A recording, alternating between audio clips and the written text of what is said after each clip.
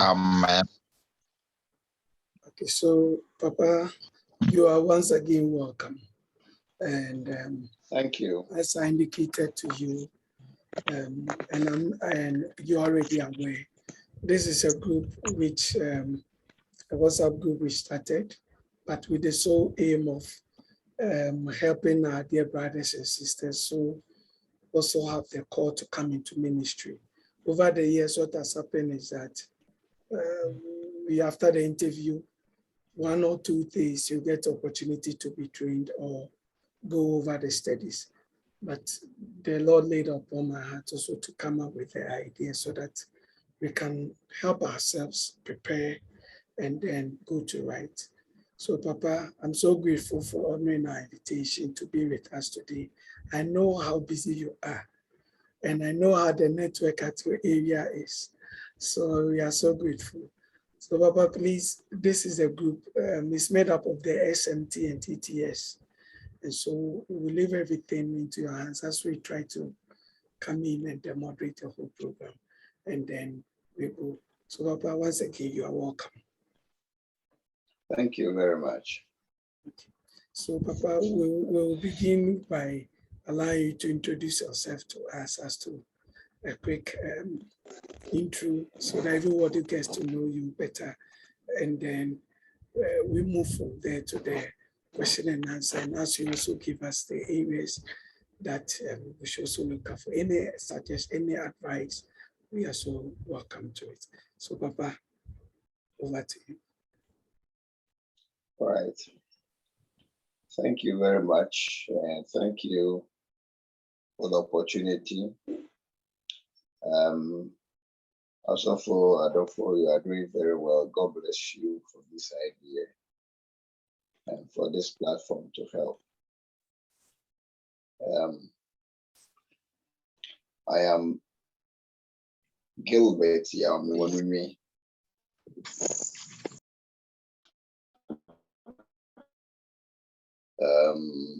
Minister in charge of Peki Avetile and the clerk of Volta Presbytery.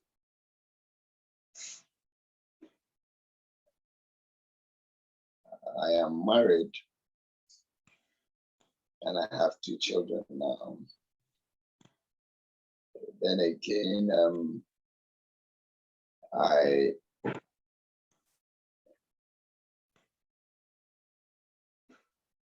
was at Trinity, I think 2010, until 2013, when I commissioned and ordained 2015. After which I served at KGB in the Budada district, Volta North. And then I did a little further education in Korea, South Korea, and came back. I served as district minister at Akomfi. Then I was elected as the Presbytery Clerk of Volta Presbytery.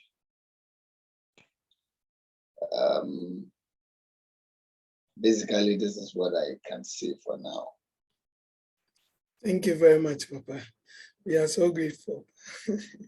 And please, we'll open the floor for, as usual, the interaction with Papa. In fact, there's no always that you get opportunity to meet them like this. So you have questions, you have things, what you want to know. Papa is here, especially has to do with the ministry, some of the things to expect. And number 2, your paper you are supposed to write, the final interview, all those things. Papa is here to help us with it. And other related issues, maybe you want to know 1 or 2 things, clarification. Papa, to the best of his knowledge, will help us through with it. So anyone on floor, then Papa is ready. Okay. Also, Father, yes, Papa. Hello? Yes, Papa. Yeah, before the questions come, I want to say some few things. Okay, Papa, please go ahead. I know many of us have been questioning why all these interview exams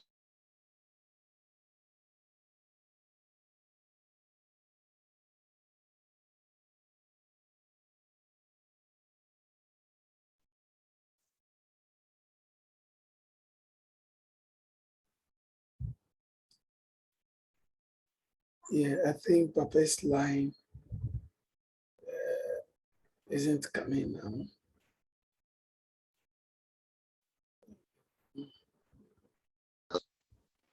Okay, I think it's coming in. We'll work on it quickly. Hello? Yeah, hello, Papa, please. Is my sound okay? Yeah, it's now better. Please, Papa, I think you have to start with today's statement. Yes, because you said that all of us do wonder Pardon why me? we. Papa, I think you have to start the statement because the line went off. So you were saying that Okay. all of us wonder why there is the interview, there's exams. Yeah, I said So, many a times we wonder why all these exams, these interviews, what does it add to it? Is it even necessary? Is it important? It looks as if the entering into ministry has become a book long something. And we say so many things. And so I just want to throw a little light on that. I was saying that, as we all know, Christian ministry starts with a calling, and calling into the ordained ministry.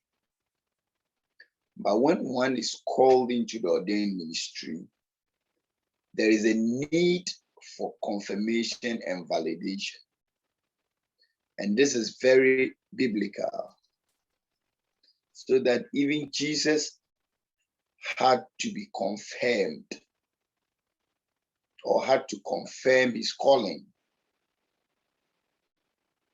by going through a series of things. And at a point in time, God came in and said, "This is my beloved son in whom I'm well pleased. Listen to me." At a point in time, Jesus had to let about 3 of his disciples know that he has actually come from God. So he took them to the mountain for them to see that transfiguration. It is all a process of confirming and letting the people know. What am I talking about? It is not only Jesus, the prophets and apostles all confirmed their calling. In fact, Paul struggled with the confirmation of his calling. Though he knew he had been called, the people did not affirm it. Many people did not affirm or accept it. Therefore, he always had to debate and let people know that he has been called and is part of the people of God. And that is what I want to throw light on. That in the Christian calling, there is 3 confirmation. Yes, it is God who has called you into the ordained ministry. So he confirms it by calling you. But you are the only one who heard it. And so the first confirmation comes from you. And so you have to confirm it. You have to be convinced. Your confirmation is your personal conviction that you have been called. Then the second is confirmation by people around you and people closer to you.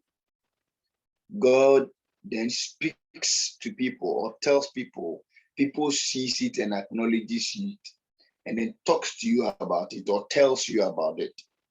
That is the second line of confirmation. So the first one is your personal conviction.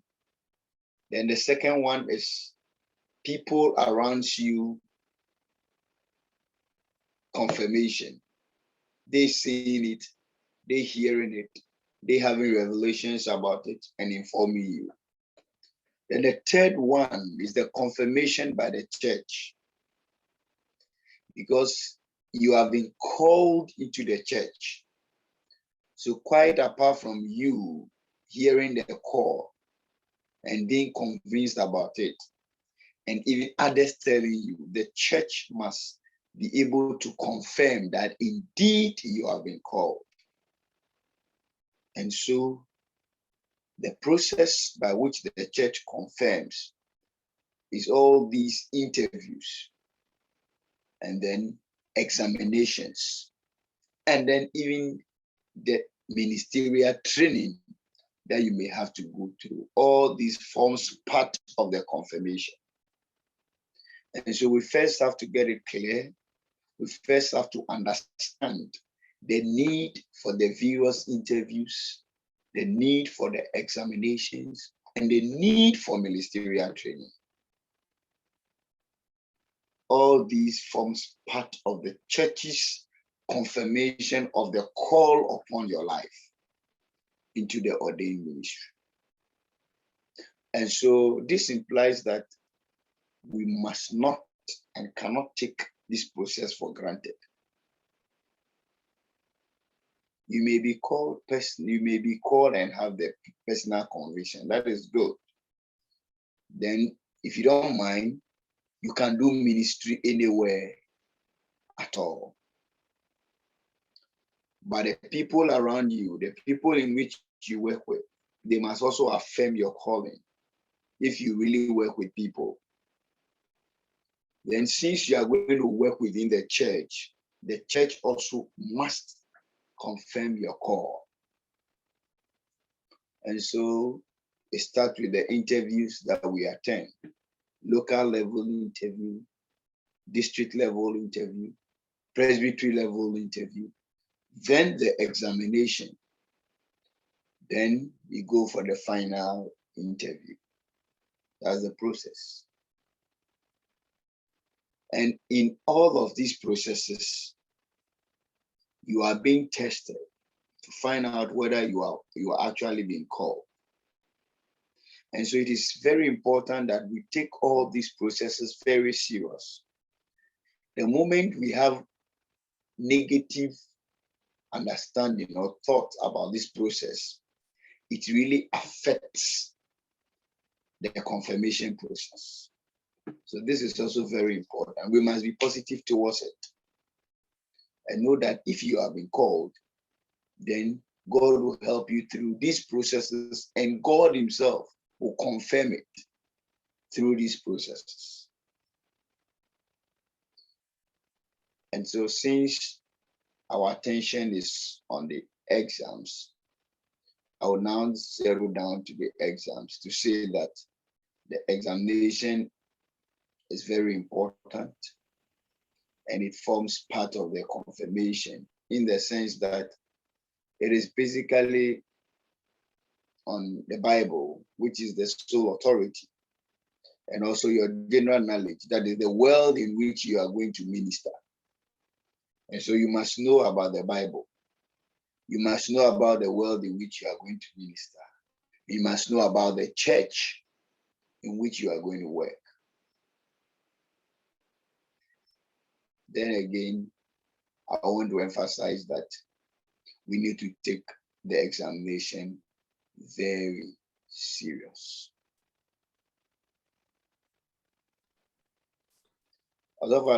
Yes, Papa. Thank you so much, Papa. I'm sure Papa has touched on two issues. One is the calling confirmation and coming into the ministry, and then the exams, how serious we have to take our exams. So please, any question for Papa at this point?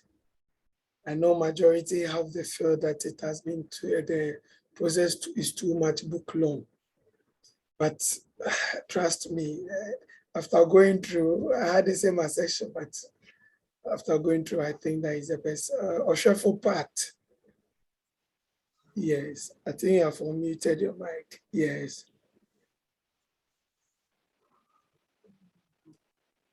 Yes, any question? Oshefo Peter, sorry. Oshefo Peter. Papa. Okay. Yeah, Oshefo Peter. Yes. Papa Asumjenga mo. Papa Mpacho, me find out at the final interview stage. What specifically are we being assessed on, apart from understanding and explaining how we have been called? I'm asking that question because I've experienced it the last time. And from all indications, I was having assurance that I went through until final selection was made that I didn't hear of my name. Okay. Like you have said, apart from you being able to defend your calling, they would also want to find out how best you know the church. And then the other issue is how prepared you are for ministry. They also look at your maturity level. As you answer the questions, they are assessing how matured you are in faith and in ministry. However, notwithstanding, there are some people that you realize that as for this person, per the answers and things that he has given, he should not be rejected.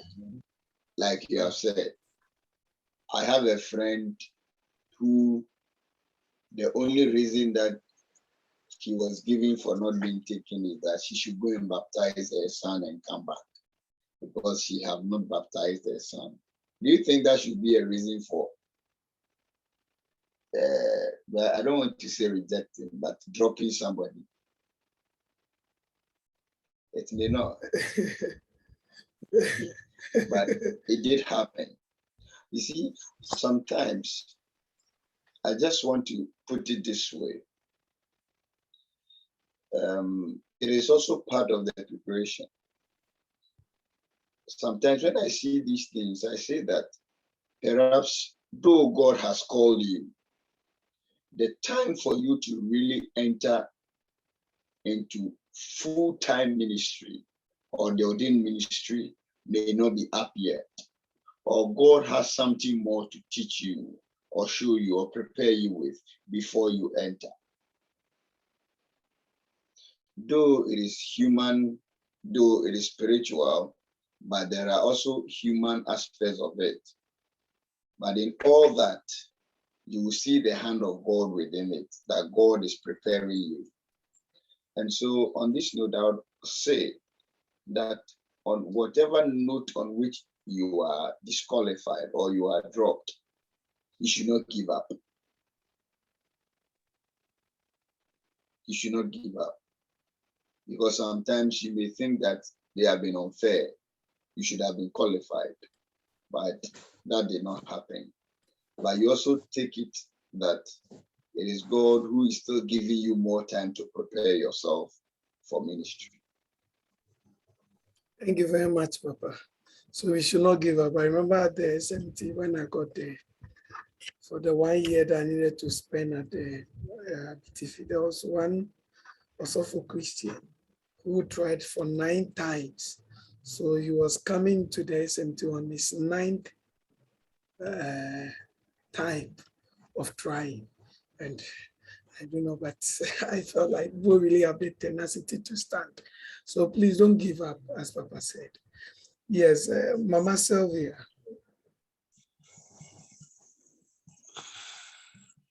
Yes, Mama Sylvia, your question.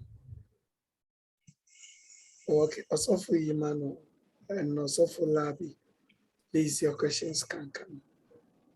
You have unmuted your mic, so it means you have something to say. Okay, also for Labi, please, we are listening to your question. Any question coming in? Yes, Papa. Okay, Professor Abi. Okay, Papa, now maybe say, I think there are things that I've involved, Kaka. I asked the other time. One is having the self-conviction. No? If we buy any man, is there a way the church is also thinking, say, even the person having that courage and the self-conviction, no? Won't the church also make room, say, maybe what try could do fine, what pass the exams, no? Would there be a way of gathering them and at least say on training move for the 2 years whilst they prepare for maybe the case Papa Tite say uncle baptizing the Bambrano? Can't we have a room of just preparing them? Because I see it along the way, say maybe we might be losing some of the potential that are supposed to be in the Presbytery Church to other organizations or to self-actualization of springing up of personal churches. So it's a thing that I was thinking aloud. Does the church have any thought or direction towards this?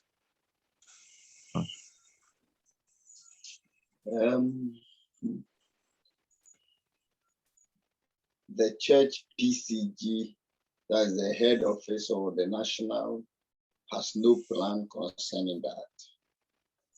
But then the duties of the district ministers and the presbyteries,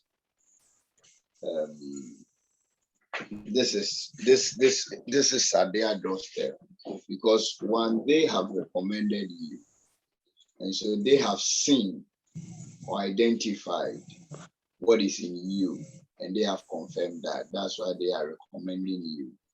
And therefore, if you go and you do not pass the first time, it beholds on your presbytery, and this one goes to the clan director, if functioning properly, to still help such people.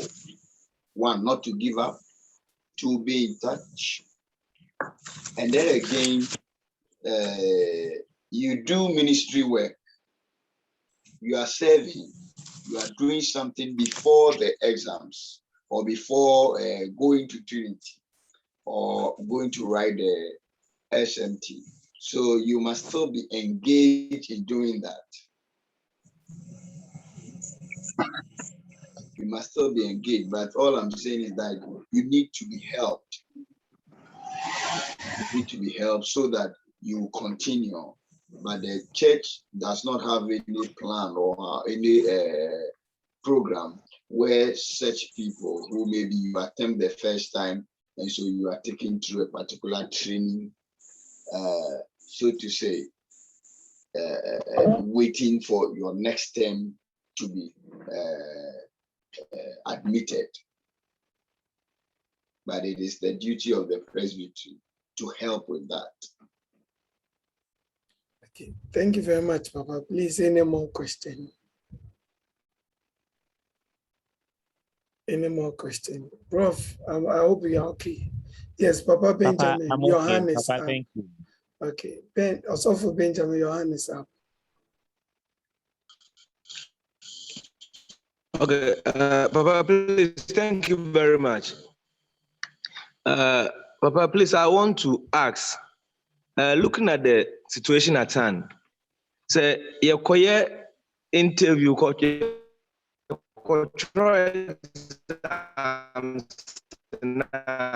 Ben, try to reposition then added us. past the national interview. Okay. But hello, Papa, is it okay now? Yeah, it's better now. It's better now. Please. Okay, thank you. Papa, what I'm trying to say is, when we go to write the national exam, most of us or most people pass the national exam, but the interview is used to cut down with the notion, say, Presbyterian Church of Ghana, number way this particular year. My question is, can there be an opportunity for others? Maybe someone, the person is genuinely called, but maybe I never about community, church, to me, abs or going to say, you have to pay trained into the ordained ministry. Baby, sir, asɔfo no anaasɛ asɔre ntumi ndwen biribi saa in the coming future. Thank you very much. Papa, if I don't know whether you got a question, but I think it's similar to the one Prof asked. Yes, there were breaks up and down, but I think that's what the question was all about. And Baba, please, I will announce before you come in that the Zoom has given us an indication that we have less than 8 minutes or so to go. So please, I'll plead with everyone that when it goes off, let's quickly log in back so that we can have the final session with Papa. You know, there's a limit on the Zoom. So when it just go off, let's log in back and then we can continue. Papa, please, thank you. Please, over to you.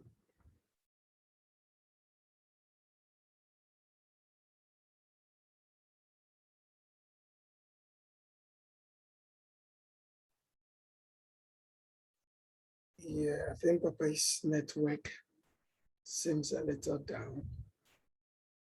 We'll be working on it and I'm sure he'll get back to us very soon. Okay, he'll get back. He'll get back very soon for us to continue.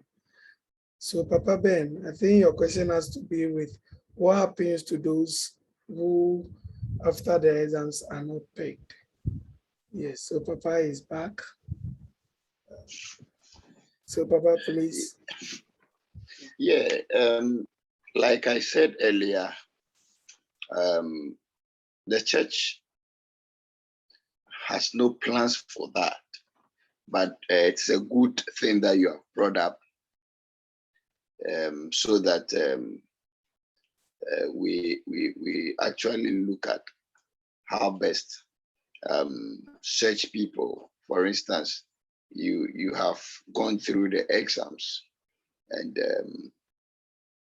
you have passed, and even the interview, because I recently had to work on a case where someone has passed the exams per the Trinity standards, and mistakenly the name has gone else into another church, and that church has taken him and forwarded him.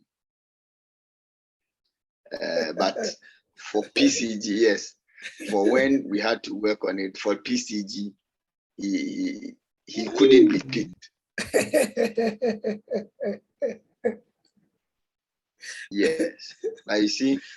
That is why I think one of the things I said, it is important that one, we understand that it's a process. And so even if you go once and you are not able to make it, that doesn't mean you should just give up. And you must continue to serve.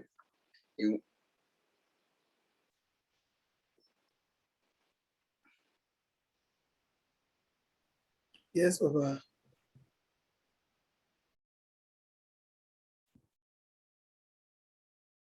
Papa, please, you are still on, but your mic is.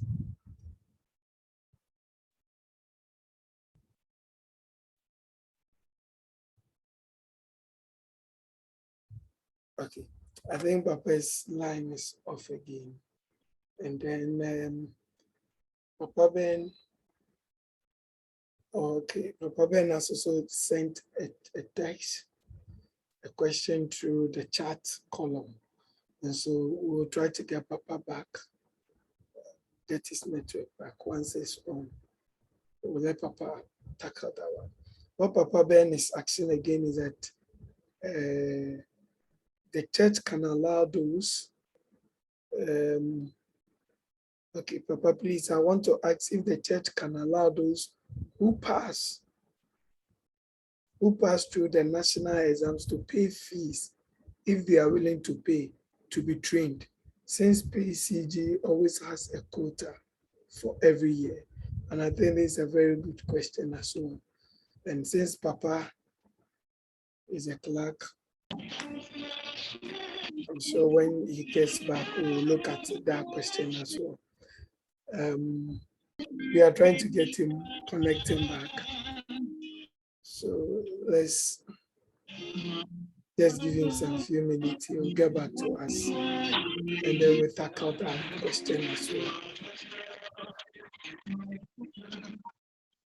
Yes.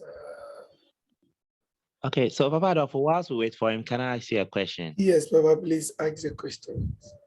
Okay, so I wanted to find out, like adding to what he was saying, is there a way we can personally go there and go and do the Trinity and then come back to the church? Yes, basically that's what I did. I went to So, Trinity on my own. In fact, when I went, I was qualified to do at the point I was qualified to do the degree program straight away because I went right from my CA. I was a chartered accountant student, and I was almost done at the part 4 when I left. Almost at the part 4 when I left. So I went there, and then I was told I could just go straight, but I wasn't so much into going to do the degree.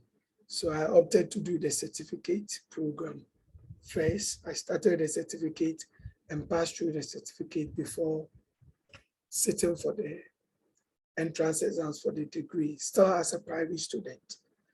So it was at the last end of my private student, that was the year that I was supposed to graduate, that I now move ahead with the candidating, because at the point I was thinking about marriage, the kids and other things, how to, do stuff.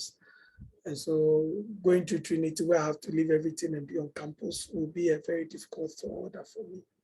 And I was also waiting for confirmation to go into the ministry. And all of them came at a time when I was about finishing. So I got opportunity by going through. And so when I went for the interview, I remember when I passed through the exams, the national interview, for instance, I took even a letter from TTS to the interview the panel as an introductory letter, because I was also a course rep. I served on the SLC council. I was a council member and stuff like that. So it made my this thing better.